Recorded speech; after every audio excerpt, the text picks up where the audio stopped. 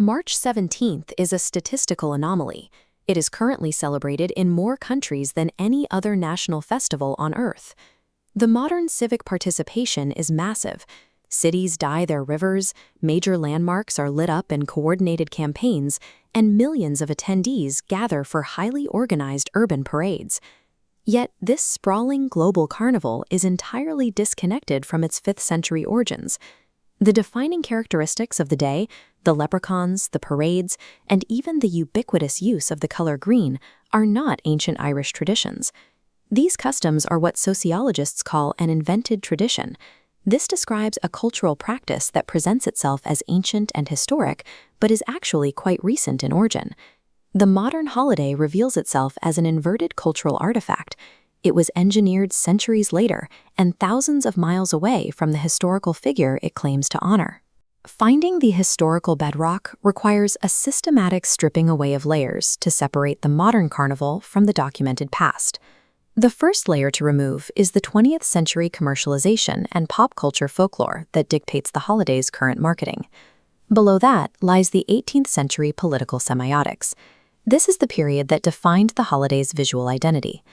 The final layer is the diaspora feedback loop, the physical relocation of these traditions by immigrant populations that eventually reshaped the native culture. Our endpoint is the verified 5th century documentary evidence of a single Romano-British cleric. To understand that person, we first have to dissect how the North American diaspora built his modern ghost. This comparison illustrates a stark contrast between early modern observances in Ireland and those that developed in North America.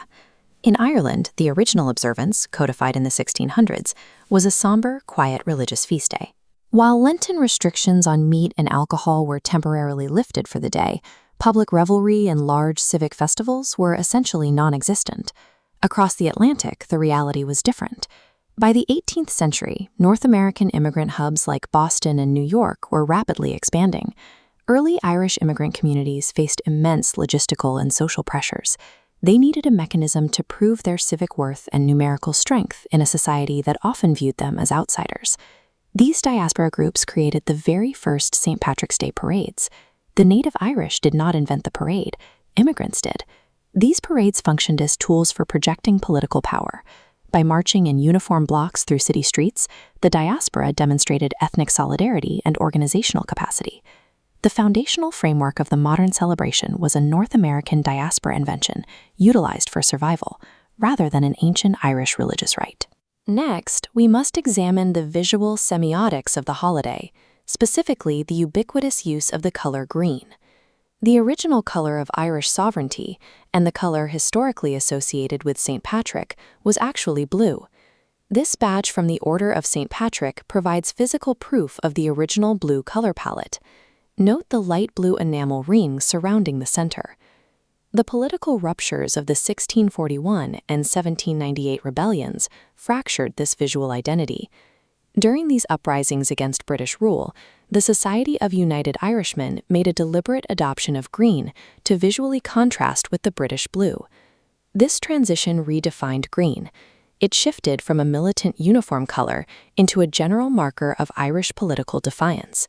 Poems, folk songs like The Wearing of the Green, and subsequent waves of diaspora movements cemented the color as a permanent national identity. Wearing green on March 17th is a semiotic marker of 18th century political defiance. It is completely unrelated to the life of the 5th century saint. Moving backward from modern politics, we reach the layer of medieval ecclesiastical folklore. Here we find the most famous miracles attributed to Patrick, beginning with the legend that he banished all snakes from the island. This is a biological impossibility. Ireland lacked post-Ice Age snakes because the land bridge to Britain severed before they could migrate. The snake legend is a retrospective ecclesiastical metaphor. Driving out the serpents symbolizes the successful eradication of paganism from the island. The same filter applies to the Shamrock myth, the idea that Patrick used the plant to explain the Holy Trinity to the native population. The first written appearance of this specific story doesn't occur until 1726. It capitalized on an existing pre-Christian Celtic affinity for triplicity, a tendency to group deities and concepts in threes. The defining miracles and teaching tools associated with Patrick are retrospective hagiography. They were layered onto his legacy centuries after his death to build a compelling religious narrative. Stripping away that final layer of myth leaves us with this isolated timeline of the verified 5th century. We can ground this history using the only two surviving primary sources written by the man himself, the Confessio and the letter to Coroticus. He was born around 385 CE in Roman Britain to a wealthy clerical family. He was a Romano-British citizen, not an Irishman. Around 401 CE, he was abducted by raiders and enslaved as a shepherd in Gaelic Ireland for 6 years. In the Confessio, he cites this brutal period of forced labor as the catalyst for his spiritual awakening. He eventually escaped, returned to Britain around 407 CE, and began a formal pursuit of the priesthood. Driven by a vision, he returned to Ireland around 432 CE, this time as a missionary bishop. His strategy was highly pragmatic. He targeted local chieftains, leveraging existing Gaelic social structures to facilitate the conversion of their clans. His success relied on building institutional infrastructure. He established monasteries, schools, and churches across the landscape, rather than performing magic. The historical Patrick was a pragmatic Romano-British cleric navigating the geopolitical collapse of Roman influence to build a lasting religious institution. If we pull the timeline forward from the 5th century into the start of the 1900s, the modern celebration begins to finalize its form. This map tracks an unusual cultural migration. It shows the commercialized, secular American blueprint being exported back across the Atlantic to its supposed homeland. Responding to growing cultural momentum from the diaspora, the 1903 Bank Holiday Act officially made March 17th a public holiday in Ireland. Despite this official recognition, the first state-sponsored parade in Dublin did not occur until 1931.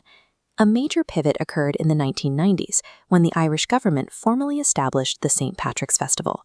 The state actively adopted the American diaspora's massive festival model to project an international image of a modern, sophisticated country.